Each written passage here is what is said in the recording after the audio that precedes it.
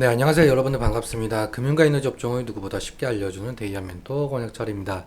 오늘 제주은행이라는 기업 리뷰해 보도록 할 텐데요. 제주은행은 여러분들도 아시다시피 은행사이죠. 최근 대체로 은행, 증권, 보험, 즉 금융주들이 실적 발표를 앞두고 기업 밸류업의 모멘텀과 함께 상승 중에 있는데요. 사실 기업 밸류업 프로그램은 야당인 민주당의 선택이 상당히 중요합니다.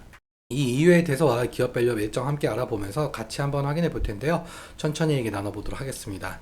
먼저 시작하기 전에 저희 데이업 채널에 오시면은 모든 종목들을 커버해 드리고 있으니까 찾아와 주시면 정말 감사하겠고, 제 영상도 끝까지 지켜봐 주시면서 댓글로 궁금하신 것들 남겨주시면은 다음 영상에서 말씀을 드리도록 하겠습니다. 그러면 제주은행 바로 보도록 할게요. 일단 제주은행은 은행사이죠. 은행사이면서 뭐 예금, 카드 업무, 환 업무 등등 하는 기업인데요. 사실 대부분의 금융사들과도 마찬가지로 시장에서 저평가를 받고 있는 기업이죠.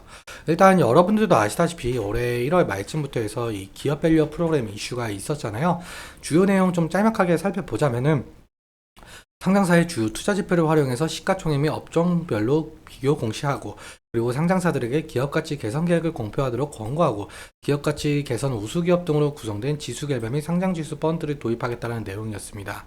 이 기업 밸류업 취지 자체가 저평가되어 있는 기업의 가치를 개선시킨다는 정책이었죠. 세부 내용 같은 경우 2월 중으로 발표가 되었었는데, 사실 실망이 큰 부분이 있었습니다. 오늘 실망이 큰 세부 내용 함께 보도록 할게요. 구체적 방안이 2월 26일에 발표가 되었었는데, 이때 1차 세미나를 열면서 금융위원회는 기업 밸류업 지원 방안, 즉 한국 증시 저평가 해소를 위해서 7월부터 상장사들에게 기업가치 재고 계획을 스스로 공시하겠다라고 밝혔었고, 다음 달인 5월에는 2차 세미나를 열면서 최종적으로 가이드라인을 확정시킨다라고 했죠. 공개된 방안에 따르면은 약 1,600개에 달하고 있는 전체 코스닥 상장사들은 기업가치 재고 계획을 스스로 수립하고, 그리고 연 1회 자율 공시하도록 하게끔 만들겠다라는 건데요. 이 기업가치 개선 계획에는 총 6단계로 진행이 된다라고 한답니다. 먼저 현황 진단, 그리고 목표 설정, 계획 수립, 이행, 평가, 소통. 여기 6단계에 대한 내용이 담겨져 있었습니다. 그리고 매년 우수기업에게 표창까지 준다라고 하는데요. 그런데 사실상 기업들 공시는 하반기부터 시작이 되고, 밸류업 지수 개발 완료는 3분기에 완료가 되고, 그리고 공시 인센티브 같은 경우 내년부터라는 내용들 때문에 실제 시행 시기까지는 너무나 긴 시간이 걸린다라는 평가를 받으면서 기업 밸류업이 뭐 기대에 미치지 못한다라는 말이 나왔었죠. 그래서 기업 밸류업으로 상승했었던 저평가 종목들이 실망 매물을 상당히 뱉어냈었는데요. 그런데 며칠 전 최상목 기재부 장관께서 워싱턴 기자 간담회에서 말씀을 해주신 게 있는데, 코리아 디스카운트 해소를 위해서는 기업 밸류업이 변함없이 추진을 해야 된다라고 밝히면서 현재 저평가 종목들이 어느 정도 상승을 좀 보여주고 있죠. 그리고 이 기사가 나오고 나서 다음 날인 오후에 기업 밸류업 자율 공시를 하반기에서 5월로 앞당긴다라고 하면서 기업 밸류업 정책에 좀 속도를 내고 있는 상황으로 보이고 있는데요. 이 이유에 대해서는 뭐 여러 가지 이유가 있을 수 있겠지만, 뭐 최근에 윤석열 정부의 총선 참패, 그리고 고금리가 지속되는 상황, 중동의 지정학적 위기가 겹치면서 국내 증시가 약세 기조를 보이고 있는데, 그래서 정부에서는 이 기업 밸류업 프로그램을 좀 속도를 내면서 증시 안정화를 시키려고 하는 것 같습니다. 그런데 사실상 이 기업 밸류업 정책은 정부의 정책만으로는 할 수가 없거든요. 사실 야당이 민주당의 선택이 상당히 중요합니다.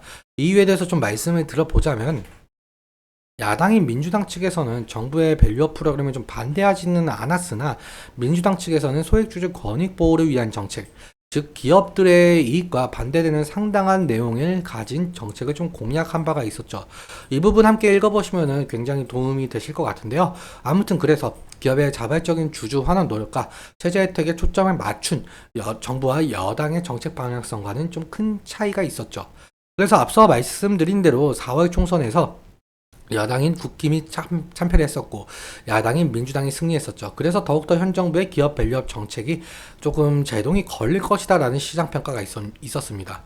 다시 정리해서 말씀을 드려보자면 사실 기획재정부가 밸류업 정책의 일환인 세제 혜택으로 제시한 이 법인세 세액 공제와 배당소득세 부담 경감은 이 세법 개정을 시켜야 하는데 세법 개정은 국회 동의, 즉 민주당 동의가 있어야 실현이 될 수가 있거든요.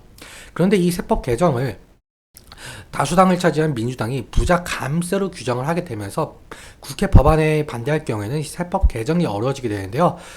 그렇다면은 기업 밸류업 프로그램도 무산이 될 가능성이 높겠죠. 일단 민주당도 1,400만 명에 해당이 하는 개인 투자자들의 여론에 반응을 할 수밖에 없는 입장이긴 한데요. 그래서 사실상 민주당과 정부의 정책적 합의가 이루어지면서 실제로 기업 밸류업 정책이 실현이 될지는 아직 미지수로 보이고 있습니다. 그래서 이 부분 같은 경우 지속적으로 체크하면서 대응을 해야 될 이슈로 보이고 있고요. 그럼 마무리로 차트 보면서 마무리 설명 짓도록 하겠습니다. 일단 제주은행 같은 경우 아무래도 금융사이다 보니까 금융 테마 형성과 호실적 기대감이 모멘텀으로 작용을 하면서 주가 변동성을 좀 나타내고 있는데요. 최근 1월 말부터 시작한 이 기업 밸류업 정책 이슈로 상당한 상승을 좀 이끌어냈었죠.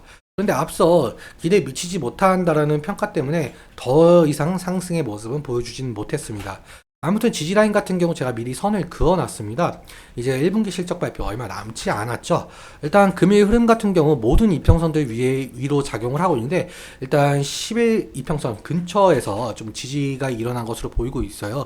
오늘 아래 꼬리도 마찬가지고 그리고 지금 여기 윗꼬리 달린 부분을 보시면은 10일 이평선 부근인데 이 부근에서 지금 저항대가 나타났다라는 말은 과거에는 저항선이었다는 말이겠죠.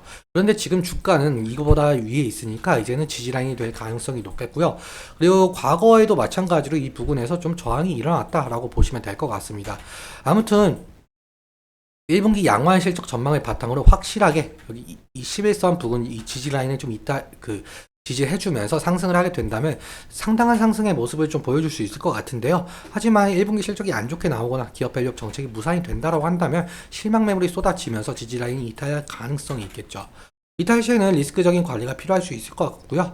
그리고 사실상 기업 밸류업 정책이 야당의 반대를 무릅쓰고 시행이 될지는 아직 모르겠지만 만약에 기업 밸류업 정책이 시행이 된다라고 한다면 현재 저평가를 받고 있는 금융, 즉 증권, 은행, 보험이 테마를 형성하면서 지속적인 상승을 일으킬지 지켜봐야 될 것 같습니다. 그런데 지금 제주은행 같은 경우 2023년 2, 3월쯤에 2, 3, 4월쯤에 상당한 상승의 모습을 보여주고 있죠. 그래서 여기 이 부분에 있을 물량도 있으니까 만약에 상승을 하게 된다면 차익 실현 이 부분도 이 수급 체크 해봐야 되는 부분인 것 같습니다.